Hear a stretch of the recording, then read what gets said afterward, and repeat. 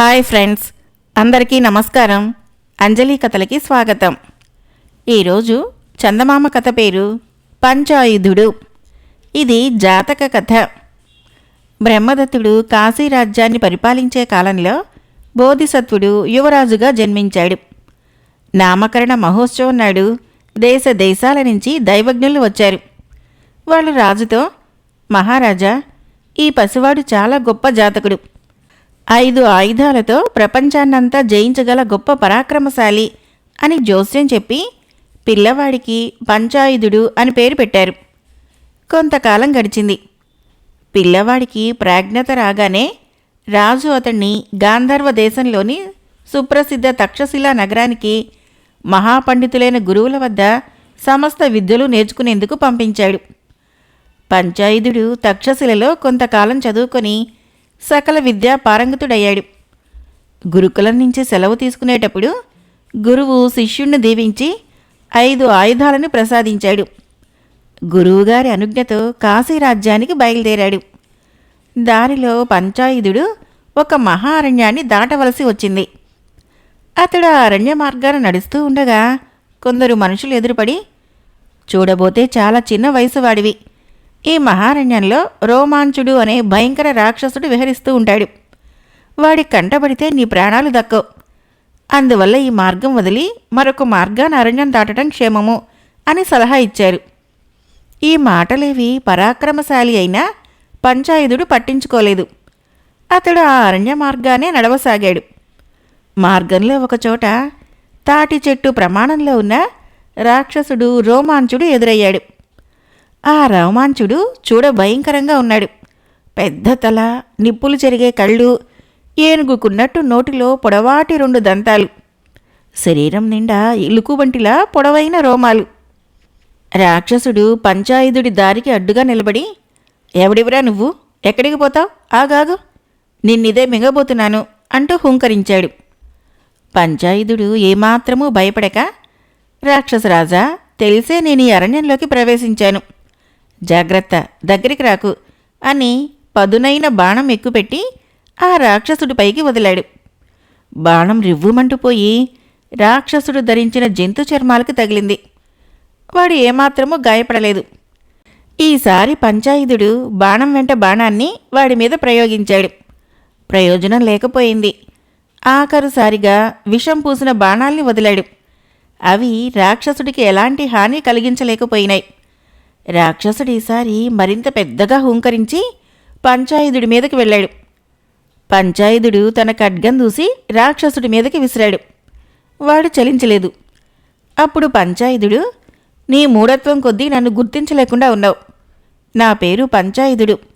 నేను ఈ అరణ్యం ప్రవేశించేటప్పుడు కేవలం నా ఆయుధాలను నమ్ముకునే ఆ పని చేయలేదు అంటూ పిడికిలి బిగించి రోమాంచుణ్ణి గట్టిగా ఒక్క పోటు పొడిచాడు. రాక్షసుడు చెలించకుండా పెద్దగా నవ్వి, కుర్రవాడా, నీ వాలకం చూస్తూ ఉంటే నువ్వు మామూలు మనిషివిలా తోచడం లేదు. ప్రళయ భయంకరుడినైన నన్నే ఢీకొనటానికి సాహసించావు. మానవులు నా రూపం చూస్తే హడలెత్తిపోతారే, మరి నీకు ప్రాణభయం లేకపోవడానికి కారణం ఏమిటి అని అడిగాడు. భయం ఎందుకు, పుట్టుకతో పాటే మరణం ఉంటుంది. అంతేకాక నా శరీరంలో వజ్ర సమానమైనటువంటి ఖడ్గం ఒకటున్నది, అదే జ్ఞానం. నన్ను నువ్వు ఒకవేళ మింగటమే జరిగితే ఆ ఖడ్గము నిన్ను నిలువునా చీల్చేస్తుంది అన్నాడు. రాక్షసుడు 1-2 క్షణాలు ఆలోచిస్తూ ఊరుకొని, కుర్రవాడా, నువ్వనే దాంట్లో ఏదో సత్యం ఉన్నట్లు నాకు అనుమానం కలుగుతున్నది. ఏది ఏమైనా నువ్వు నిర్భయుడివి. నీ వంటి వాణ్ణి నేను మింగగలిగినా జీర్ణించుకోవడం సాధ్యం కాదు. ఇక స్వేచ్ఛగా నీ దాన్ని నువ్వు వెళ్ళు అన్నాడు. పంచాయుధుడిగా జన్మించిన బోధిసత్వుడు రాక్షసుణ్ణి దీవించి, నన్ను వదిలావు, బాగానే ఉన్నది, మరి నీ సంగతేమిటి? నువ్వు ఎన్ని జన్మల నుంచో దుర్మార్గపు పనులు చేస్తూ ఇలా నికృష్టపు బతుకుతున్నావు. అజ్ఞానమనే అంధకారంలో కొట్టుమిట్టాడుతున్నావు. ఎంతకాలం జరిగినా నీ గతి ఇంతే అన్నాడు. అయితే మహానుభావా, ఈ అజ్ఞానం నుంచి బయటపడేందుకు నేనేం చేయాలి అని అడిగాడు రాక్షసుడు దీనంగా చేతులు జోడించి. నువ్వీ అరణ్య మార్గాన చేరి దారిన పోయే మానవులను చంపితింటూ పాపం పెంచుకుంటున్నావు. ఆ పాపం పెరిగిన కొద్దీ నీవు రాక్షస జన్మలే ఎత్తి యాతనలు అనుభవించటమే కాని ఎన్నటికీ నీకు మోక్షం లేదు. నీకు ఉత్తమమైన మానవ జన్మ కావాలంటే పాపం చేయకు అంటూ బోధిసత్వుడు హితవు చెప్పాడు. ఆ తర్వాత బోధిసత్వుడు రాక్షసుడికి మానవులు మేలు పొందేటందుకు అనుసరించవలసిన 5 మహాసూత్రాలను గురించి, మానవులను అదములుగా చేసే పంచతంత్రాలను గురించి విప్పి చెప్పాడు. ఆనాటి నుంచి రోమాంచుడు పరులను పీడించే తన రాక్షస కృత్యాలు మానివేయటమే కాకుండా అరణ్యంలో ప్రయాణించే బాటసారులకు తన ఇంట ఆతిథ్యమిస్తూ గొప్ప ధర్మబుద్ధి గలవాడని పేరు తెచ్చుకున్నాడు. ఈ విధంగా బోధిసత్వుడి ధర్మబోధనల వల్ల మహాభయంకరుడైన రాక్షసుడు సన్మార్గవర్తనుడు అయ్యాడు. మరొక కథ పేరు నల్ల పిచ్చుక. మాళవిక రాజ్యంలోని అభయారణ్యంలో ఒక అందమైన చిన్న పూరిపాక ఉండేది. అందులో వీరభట్టు అనే వృద్ధుడు, ఆయన మనవరాలు చంద్రహాస నివసిస్తూ ఉండేవాళ్ళు. చంద్రహాసకు 16 ఏళ్ల వయసు. అందచందాల్లో ఏ రాకుమార్తో అనిపించేది. ఆ అమ్మాయికి ఊహ తెలిసినప్పటి నుంచి ఆ తాత మనవరాల నివాసము ఆ అరణ్యమే. ఆమెకు ఆ చుట్టుపక్కల ఉన్న అరణ్య ప్రాంతమంతా బాగా తెలుసు. ఆ అరణ్యంలోని జంతువులు, పక్షులు ఆమెకు స్నేహితులు. చంద్రహాసకు తాత వీరభట్టు ప్రాణం. ఆమె తరచూ, తాత, మనం ఈ అరణ్యంలో ఎందుకుంటున్నాము అని అడిగేది.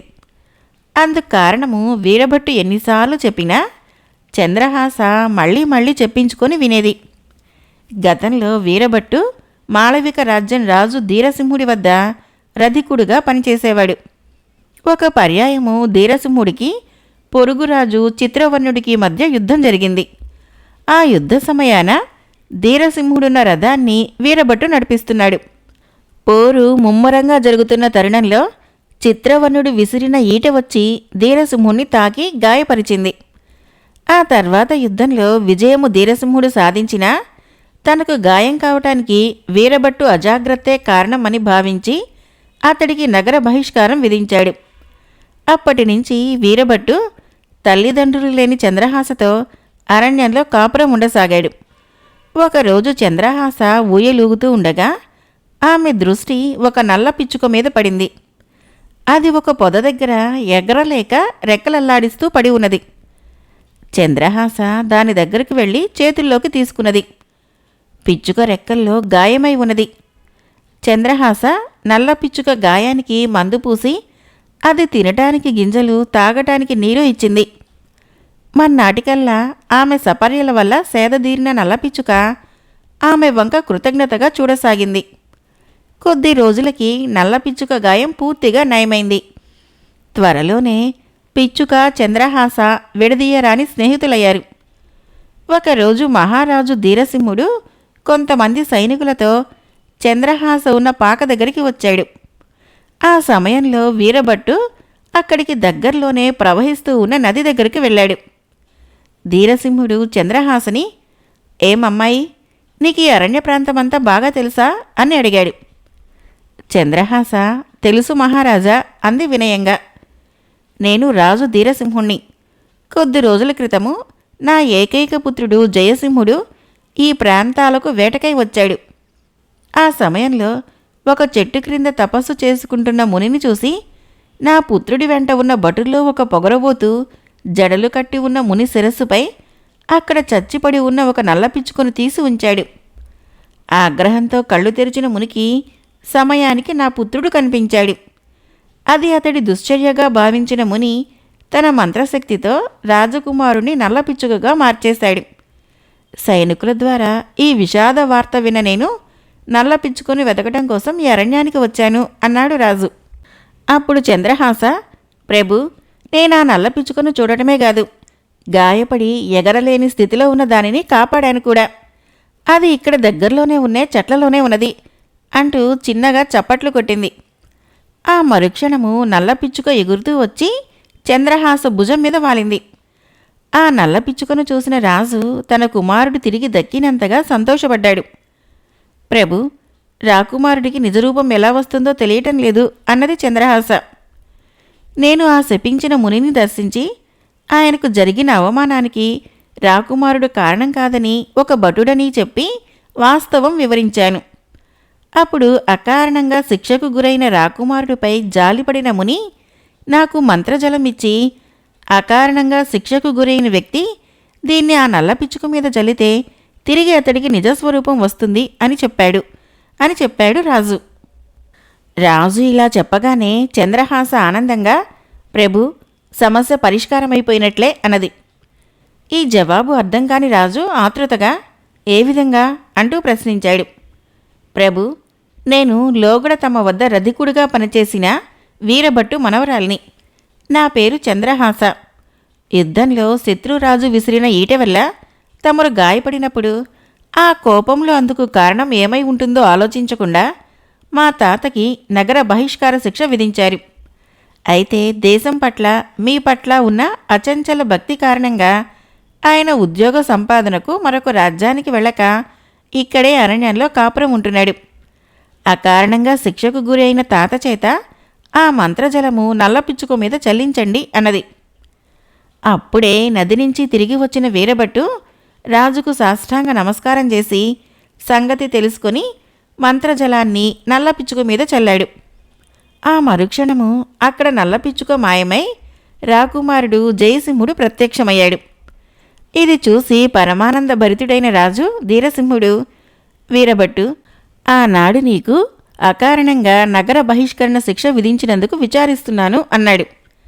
అందుకు వీరభట్టు వినయంగా, ప్రభు, ఆనాడు తమరు నాకు విధించిన శిక్ష ఈనాడు యువరాజుకి వరమైంది. ఇందుకు సంతోషిస్తున్నానే కాని నన్ను శిక్షించినందుకు బాధ చెందటం లేదు అన్నాడు. జయసింహుడు తండ్రికి నల్లపిచ్చుకగా తను ఉన్నప్పుడు చంద్రహాస తనను ఎంత ఆప్యాయంగా చూసిందో చెప్పి, మీరు తాత వీరభట్టు అనుమతితో ఆమెను నేను వివాహం ఆడదలిచాను అన్నాడు.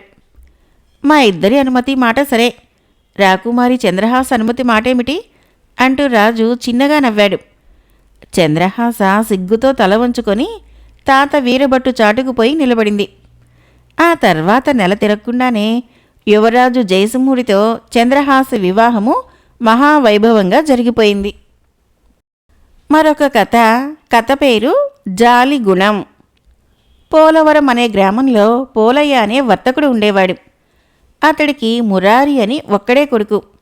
వాడిలో చిన్నతనం నుంచి జాలిగుణం ఎక్కువగా ఉండేది. వాడిప్పుడు 10 ఏళ్ల వయసు వాడయ్యాడు. ఒక రోజున మురారి వీధిలోకి ఆడుకునేందుకు వెళ్ళి ఒంటి మీద చొక్కా లేకుండా తిరిగి వచ్చాడు. జరిగిందేమిటంటే, వాడితో ఆడుకుంటున్న వాడి స్నేహితుడికి చొక్కా చిరిగిపోయింది. వాడు పేదవాడు. ఉన్న ఒక్క చొక్కా చిరిగిపోయిందని రేపటి నుంచి చొక్కా లేకుండా తిరగాలని వాడు ఏడవసాగాడు. అందుచేత మురారి తన చొక్కా వాడికి దానం చేశాడు. పోలయ్య మురారిని బాగా తిట్టాడు. వ్యాపార గుణానికి జాలి పనికిరాదని పద్ధతి మార్చుకోమని కొట్టబోయాడు. పోలయ్య భార్య అడ్డుపడి, వాడిని తిట్టి కొట్టి ప్రయోజనం లేదు, మనం వర్తకులం, దానగుణం ఉండటం మేలో కీడో గాని జాలి గుణం ముదిరితే మాత్రము వీడు వ్యాపారంలో నష్టపోతాడు. వీడిని తగిన గురువు వద్ద చదివించి వాడిలో వివేకాన్ని మేల్కొల్పే ప్రయత్నం చేయండి అన్నది. భార్య సలహా నచ్చిన పోలయ్య మురారిని వెంటబెట్టుకుని సుశర్మ ఇంటికి వెళ్ళాడు. సుశర్మ మంచి పండితుడు. పోలయ్య సుశర్మకు జరిగింది చెప్పి, పంచతంత్రంలోని విష్ణుశర్మ రాకుమారులకి జ్ఞానం కలిగించినట్లు నా కొడుకు మురారికి కూడా మీరే జ్ఞానం కలిగించాలి. వీడు చదివి ఉద్యోగాలు చేసి ఊళ్ళేళ్ళనక్కర్లేదు, వర్తకుడి కొడుకుగా తయారైతే చాలు. జాలిగుణం లేదా తన్నుమారిన ధర్మం మా వర్తకులకు పనికిరాదు. వీడికి జ్ఞానోదయం కలిగించండి అన్నాడు. పోలయ్య చెప్పింది విన్న సుశర్మ చిన్నగా నవ్వి, పోలయ్య గారు, మనిషికి ఉండవలసిన ప్రధానమైన మంచి గుణాల్లో జాలిగుణం ఒకటి. సాటి మనిషి పట్ల జాలి చూపనివాడు పాషాణ హృదయుడే తప్ప మనిషి కాడు. అయితే జాలికి కాస్త అమాయకత్వం తోడు కాకుండా జాగ్రత్త పడాలి, విచక్షణ చూపాలి అని మురారిని శిష్యుడిగా చేర్చుకున్నాడు. ఆ రోజు నుంచి మురారి ఉదయము సాయంత్రము సుశర్మ ఇంటికి వచ్చి విద్య నేర్చుకోసాగాడు. ఒకనాటి ఉదయము సుశర్మ మురారితో, నాయనా, నువ్వు చదువు పట్ల మంచి శ్రద్ధ కనబరుస్తున్నావు, బాగుంది. నువ్వు చాలా సున్నిత మనస్కుడివి, అందువల్లనే నీలో జాలి గుణం ఎక్కువ. అయితే జాలి చూపించే ముందు ఆ జాలికి అవతల వాళ్ళు అర్హులో కాదో గ్రహించగలగాలి. వ్యాపారానికి నేర్పు వాక్చాతుర్యము ముఖ్యం. అందులో జాలి గుణానికి తావులేదు. ఇది తెలుసుకొని నువ్వు ఆలోచించడం మొదలు పెడితే ఇతరులకు సహాయపడాలన్న నీ నైజగుణము ప్రయోజనకరంగా రూపుదిద్దుకుంటుంది అని అన్నాడు. ఆ వెంటనే మురారి, గురువుగారు, నా జాలి గుణానికి వృత్తిధర్మమైన వ్యాపారానికి సంబంధమేమిటో అర్థం కావటం లేదు అన్నాడు. అది నీకు త్వరలో అర్థమవుతుంది. సరే, ప్రస్తుతానికి నువ్వొక చిన్న పని చెయ్యాలి. ఇప్పుడు మా తల్లికి వైద్యుడు వరదాచారి గారు మందులు ఇస్తున్నాడు. నువ్వు ఆయన ఇంటికి వెళ్ళి నేను పంపించానని చెప్పి ఆయనిచ్చే మందు తీసుకునిరా అన్నాడు సుశర్మ.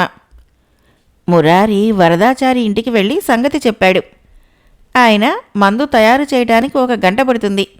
రోగుల్ని పంపించేశాక నీ పని చూస్తాను అన్నాడు.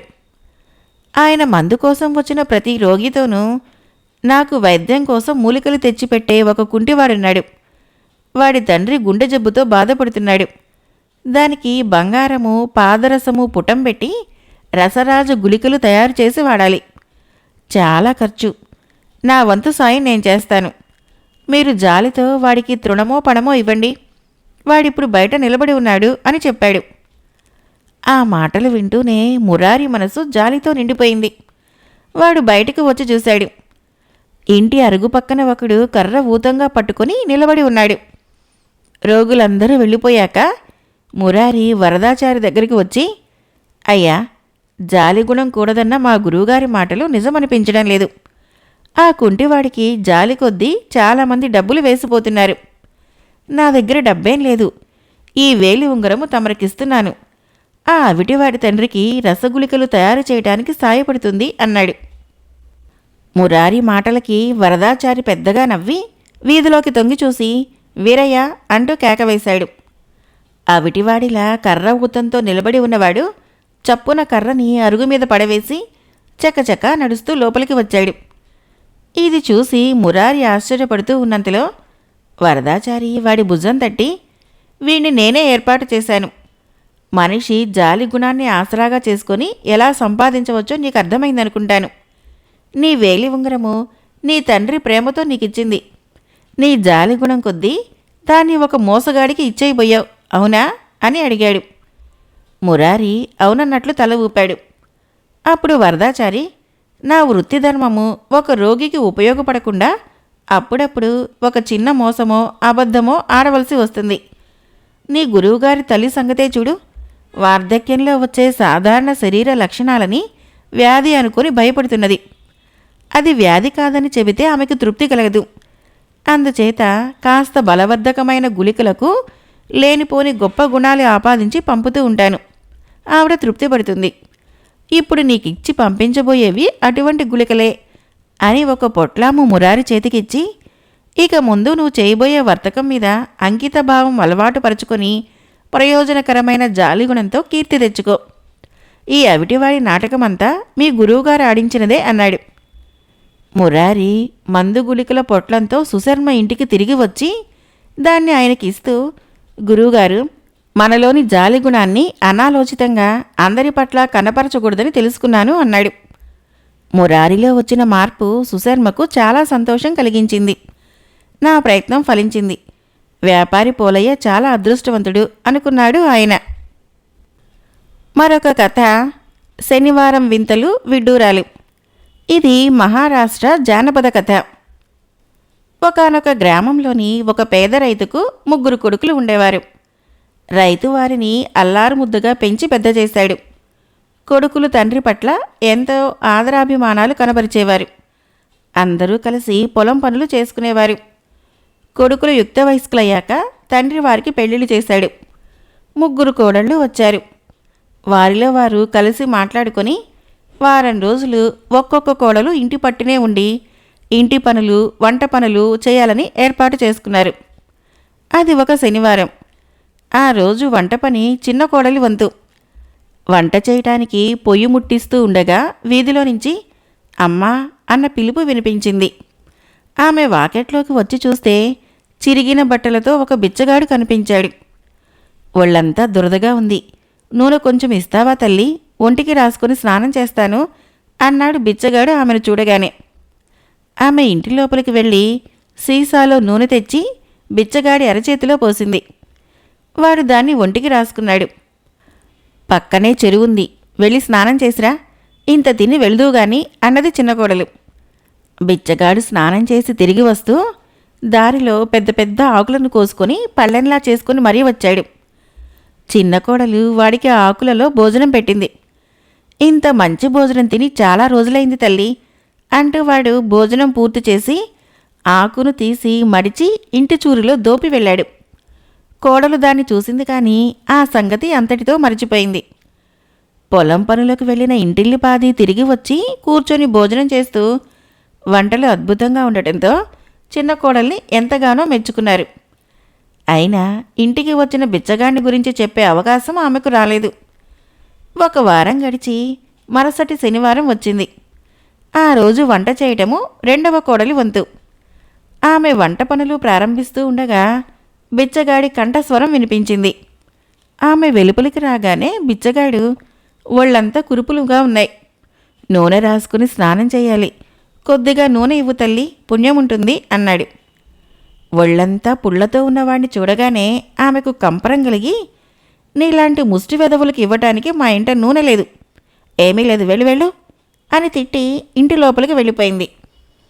నూనె లేకపోతే పోయింది, పొద్దుట్నుంచి ఏమీ తినలేదు, ఒక్క రొట్టె ముక్క ఉంటే పెట్టు తల్లి, తిని ఆకలి తీర్చుకుంటాను అన్నాడు బిచ్చగాడు.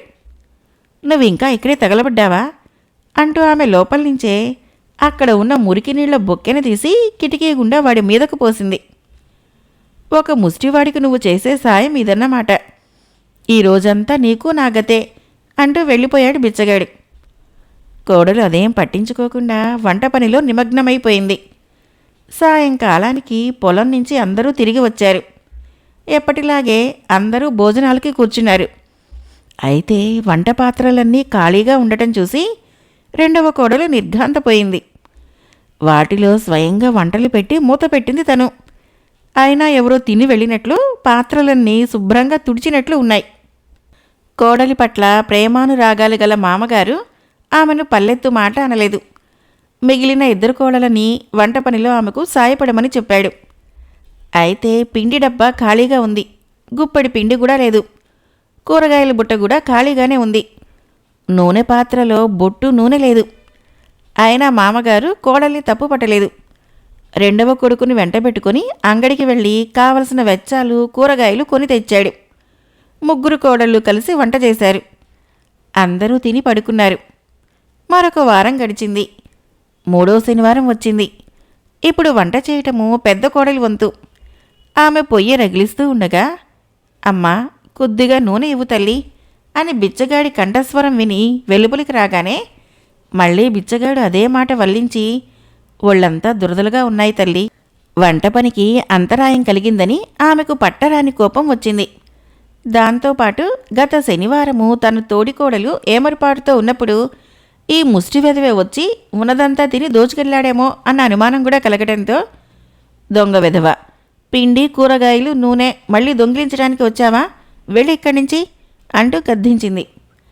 అబాండం వేయకు తల్లి, నేను దొంగను కాను, ఇంత నూనె పోసి రొట్టె ముక్క పెట్టమంటున్నాను, దేవుడు నిన్ను చల్లగా చూస్తాడు తల్లి అన్నాడు బిచ్చగాడు. ఒరే, నీ ప్రార్థనలు దీవెనలు నాకు వద్దు అంటూ ఒక కర్ర పుచ్చుకొని మర్యాదగా ఇక్కడి నుంచి వెళ్తావా గెంటమంటావా అన్నది ఆగ్రహంతో. అంటే నా ప్రార్థన మన్నించవన్నమాట. ఇక ఈరోజు నువ్వు చేసిన వంట మీ వాళ్ళు తిన్నట్టే అంటూ బిచ్చగాడు వెళ్ళిపోయాడు. వాడొక పిచ్చివాడి కింద జమ కట్టిన పెద్ద కోడలు వాడి మాటలేవీ పట్టించుకోకుండా చక్కచక్క పనులు ప్రారంభించి వంట పూర్తి చేసి తన వాళ్ళ రాక కోసం ఎదురుచూస్తూ కూర్చున్నది. అందరూ వచ్చి భోజనాలకు కూర్చున్నాక వంటలతో ఉన్న పాత్రలను తెచ్చి వాళ్ల ముందు ఉంచి ఒక్కొక్క పాత్ర మూత తీసింది. రొట్టెల చుట్టూ పురుగులు తిరుగుతున్నాయి, పప్పులో చీమలు ఈగలు. వాటిని చూసి దిగ్భ్రాంతి చెందిన ఆమె బోరున ఏడుస్తూ వంటగదిలోకి వెళ్ళిపోయింది. పరిస్థితి మామగారికి అర్థమైపోయింది. తెలియకుండానే మనం దేవతలకేదో అపకారం చేసి వారి ఆగ్రహానికి గురయ్యాం. లేకుంటే గత శనివారము ఈరోజు ఇలాంటి దుర్ఘటనలు జరిగే అవకాశం లేదు. మనం దేవతల్ని సంతోషపరిచి దీనికేదైనా పరిష్కారం చూడాలి అన్నాడు సాలోచనగా. ఆ తర్వాత ఆయన పెద్ద కొడుకుని వెంటబెట్టుకుని వెళ్ళి కావలసిన వంట సామాగ్రిని తెచ్చి ముగ్గురు కోడలని వంట చేయమని చెప్పాడు. వారం గడిచింది. 4వ శనివారం రానే వచ్చింది. ఆ రోజు వంట చేయటము మళ్ళీ చిన్న కోడలు వంతైంది. ఆమె వంట చేయటానికి ఉపక్రమిస్తూ ఉండగా పరిచిత కంఠస్వరము మళ్ళీ వినిపించింది. వెలుపలికి వచ్చి చూస్తే అదే బిచ్చగాడు. అలాగే నూనె అడిగాడు. కొన్నాళ్ల క్రితం వచ్చి అడిగావు కదా, ఇంకా నీకు ఆ పుళ్ళు దురదలు పోలేదా అంటూ చిన్న కోడలు ఇంటి లోపలికి వెళ్ళి నూనె తెచ్చి వాడి చేతిలో పోసింది. వాడి నూనెను ఒంటికి రాసుకుంటూ ఉండగా, వెళ్ళి స్నానం చేసిరా, ఇంత తిని వెళ్దువు గాని అన్నది ఆమె. కొంతసేపటికి వాడు ఆకుల పళ్ళెంతో తిరిగి వచ్చాడు. ఆమె పెట్టిన రొట్టెలు సంతోషంగా తిని, మీ భార్యాభర్తలు పిల్లా పాపలతో చిరకాలము సుఖ సంతోషాలతో వర్ధిల్లండి అంటూ లేచి తిన్న ఆకును చూరుకు దోపి వెళ్ళిపోయాడు. ఆ రోజు సాయంకాలము ఆమె చేసిన వంటను అందరూ సంతోషంగా తిన్నారు. అంతా చాలా విచిత్రంగా ఉంది. ఒక శనివారం వంటలు కనిపించకుండా పోయాయి. మరొక శనివారము వంటల నిండా పురుగులు, చీమలు, క్రిమికీటకాలు. మరి ఇవాళ భోజనమేమో ఎంతో రుచిగా ఉన్నది. అంటే మన పట్ల దేవతలకున్న కోపం పోయిందన్నమాట, శాంతించినట్లుంది అన్నాడు మామగారు. అప్పుడే భోజనం చేయటానికి కూర్చున్న చిన్న కోడలు ఈ 2 శనివారాలలో వచ్చిన బిచ్చగాడిని గురించి వివరించి, వాడు తమ ఇంటి చూరులో దాచి వెళ్ళిన విస్తరాకుల్ని మామగారికి చూపించింది. మామగారు లేచి వెళ్ళి ఒక విస్తరాకును తీసి చూశాడు. అందులో మణులు, మాణిక్యాలు, రత్నాలు ఉన్నాయి. 2వ విస్తరిని తీశాడు. అందులో బంగారు నాణాలు ఉన్నాయి. ఆ కుటుంబము ఆనందాశ్చర్యాలకి అవధులు లేకుండా పోయింది. అప్పుడు గత 2 శనివారాలలో బిచ్చగాడు వచ్చి నూనె అడిగినప్పుడు తామెలా తరిమి కొట్టింది పెద్ద కోడలు, 2వ కోడలు మామగారికి వివరించారు. బహుశా శని భగవానుడే బిచ్చగాడిలా మన ఇంటికి వచ్చాడనుకుంటాను. ఇప్పుడాయన ప్రీతి చెందాడు అన్నాడు రైతు ఆనందంగా. కొన్నాళ్లకి ఈ సంఘటన గురించి ఇరుగు పొరుగుకి తెలిసింది. గ్రామ ప్రజలు శనివారాలలో శనీశ్వరుని పూజించేటప్పుడు ప్రధానంగా నువ్వుల నూనె పెట్టడం ప్రారంభించారు. ఆ సాంప్రదాయము కొన్ని ప్రాంతాలలో ఇప్పుడు కొనసాగుతూ ఉంది. కథ అయిపోయింది. ఫ్రెండ్స్, నా కథలు నచ్చినట్లయితే మన ఛానల్ని తప్పకుండా సబ్స్క్రైబ్ చేయండి, లైక్ చేయండి, షేర్ చేయండి, కామెంట్ చేయండి. Thank you.